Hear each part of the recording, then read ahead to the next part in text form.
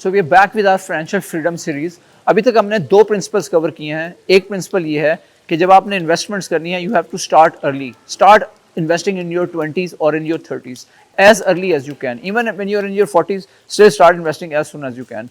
Number two principle ये है, you need to keep in mind high risk, high gain, low risk, low gain. So as a rookie, beginner, I recommend you to start with low risk option first and then gradually understanding the process, you move on to the higher risk options. अब हम आते हैं principle number 3 के ऊपर। Principle number 3 ये है कि जब आपने इन्वेस्टमेंट्स करनी है तो क्या तरीके ऐसे हैं जिसके थ्रू आप इन्वेस्टमेंट्स करके एक अच्छा रिटर्न हासिल कर सकते हैं। इसके लिए आपको ज़रूरी है समझना कि आपको एक एग्जांपल मैं देता हूं म्यूचुअल फंड्स की। म्यूचुअल फंड्स एक ऐसी चीज़ होते हैं जो आपको अपॉर्चुनिटी देते हैं 3 तरह की इन्वेस्टमेंट करने की। एक मनी मार्केट फंड्स होते हैं जिसमें लोएस्ट रिस्क ऑप्शन होती है और उसमें आप जो रिटर्न मिलता है वो कोई 12% टू 15% रिटर्न मिलता है। इसके बाद दूसरे फंड्स में इन्वेस्ट कर सकते हैं म्यूचुअल फंड्स में, वो इनकम फंड्स होते हैं। इनकम फंड्स में आपका जो रिटर्न है वो मीडियम रिस्क के साथ होता है, अराउंड 20% 25%। इसके बाद जो इक्विटी फंड्स होते हैं, जो स्टॉक्स होते हैं, इसके अंदर आप इन्वेस्ट करके आप इसमें 40% से 50% रिटर्न भी हासिल कर सकते हैं।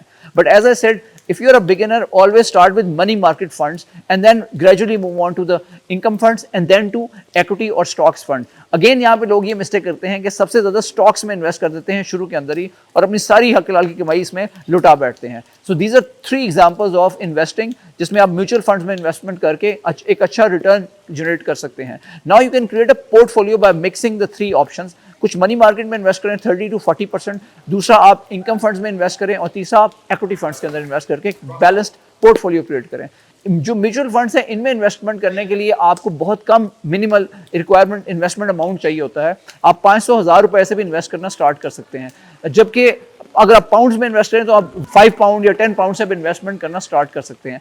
इसके बरक्स अगर आप रियल एस्टेट पे जाते हैं तो आपको शुरू में ही एक सिग्निफिकेंट कैपिटल चाहिए होता है जिसके थ्रू आप इन्वेस्ट करके एक अच्छा रिटर्न ओवर टाइम 3 ईयर्स में 5 ईयर्स में हासिल कर सकते हैं। और इस तरह आप एक बैलेंस पोर्टफोलियो क्रिएट करके by investing in mutual funds, creating some investment in real estate और इसके अलावा आप स्टॉक्स में, क्रिप्टो में इन्वेस्टमेंट करके एक बैलेंस पोर्टफोलियो के थ्रू आप आहिस्ता आहिस्ता अपनी इनकम जनरेट कर सकते हैं, जो कि आपको इनेबल कर सकती है कि आपका जो पेचेक से पेचेक लिविंग है वो आपका रिलायंस उस पर खत्म हो जाता है, बल्कि आपकी इनकम स्ट्रीम बिल्ड होना शुरू हो जाती है जो इवेंचुअली ओवर टाइम आपकी जो इनकम होती है, सैलरी इनकम, उसको क्रॉस कर जाती है। सो इसके थ्रू आपके kitchen expenses taken care of हो जाते हैं and you eventually achieve your financial freedom. So अगर आपको ये वीडियो पसंद आई तो इसे जरूर लाइक कीजिएगा और हमारे चैनल को जरूर सब्सक्राइब करें, जिसमें हम शेयर करते हैं आपके साथ डिफरेंट टिप्स कि कैसे आपने इन्वेस्टमेंट करनी है, कैसे आपने कोई एंटरप्रेन्योरशिप के थ्रू एक स्टार्टअप बनाना है और eventually how you will achieve your financial freedom.